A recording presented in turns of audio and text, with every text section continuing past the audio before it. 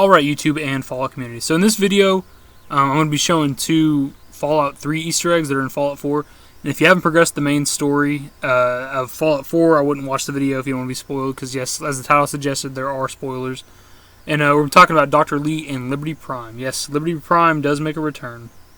So let's get right into it. First up is Dr. Lee. So Dr. Lee was the first distinct face that the player sees during the birthing scene in Fallout 3, as she carries the newborn Lone Wonder away while Catherine is going into cardiac arrest, which was your mother.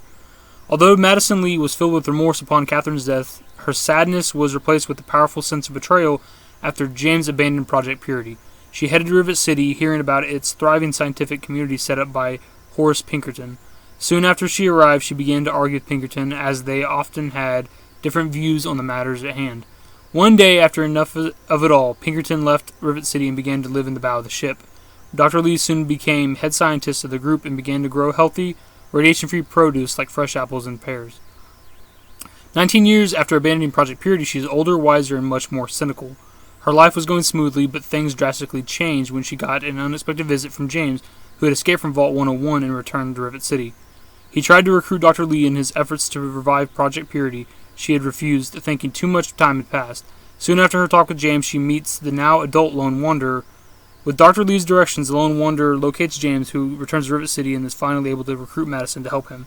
Along with several other scientists, they head to the Jefferson Memorial, the location of Project Purity.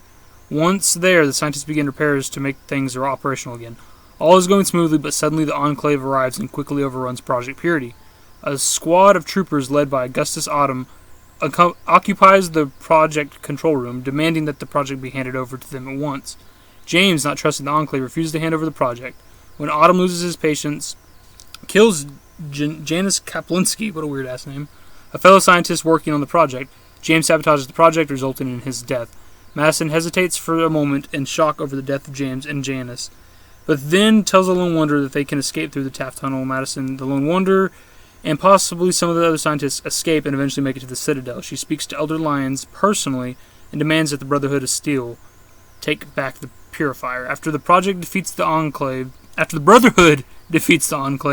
Project Purity, she tells the Lone Wanderer and Sarah Lyons that the equipment has been damaged, whether unintentionally or by sabotage. She further tells the two that the project control room is lethally irradiated, but still needs to be activated quickly or the facility would explode. After the Purifier was activated, Madison left the Capital Wasteland and traveled to the Commonwealth to pursue other scientific endeavors after the events of Fallout 3. The Brotherhood stayed in the Capital Wasteland with a large military presence. Dr. Lee disagreed with the Brotherhood, believing now that Project Purity was running and the Enclave destroyed, the Brotherhood no longer needed to stay. By 2287, Madison Lee joined the Institute and became director of its Advanced Systems Division. During the quest from within, she can be convinced by the sole survivor to rejoin the Brotherhood of Steel, either by persuading or by collecting evidence of Dr. Brian Virgil's fate. Afterwards, she leaves the Institute for the Brotherhood, where she will contribute to the project to rebuild Liberty Prime. After Prime is rebuilt and deployed on its primary mission, she will express anger at the sole survivor for misleading her, believing that the Brotherhood would only use Prime as a show of force, not to destroy the Institute. She will refuse to speak to them after that. Liberty Prime required a tremendous amount of energy to operate. The Brotherhood of Steel was unable to provide the necessary amount of power, even with the advanced technology salvaged from inside the Pentagon. Eventually, with the aid of Dr. Lee, the Brotherhood of Steel solved the problem.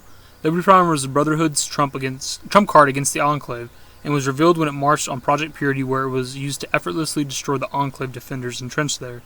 For 2 weeks afterward, Liberty Prime helped the Brotherhood prevail in the war against the Enclave, but was eventually destroyed by an orbital warhead bombardment at the Enclave-held satellite relay station.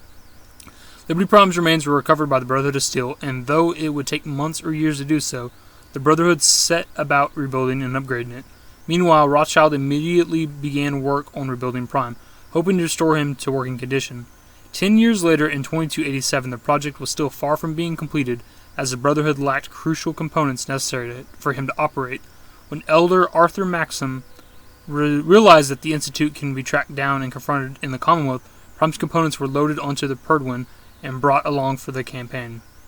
A special gantry was constructed in the ruins of the Boston airport to assemble the war machine under Proctor Ingram's orders, as long as the Brotherhood would be able to find the missing parts.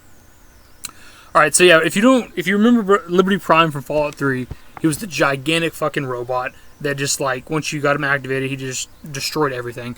And you can get him to be active again in this game and do exactly what he did in Fallout 3. And in order to do this, you have to get Dr. Lee to side with the Brotherhood of Steel, which is easy to do, and you have to side with the Brotherhood of Steel in the story.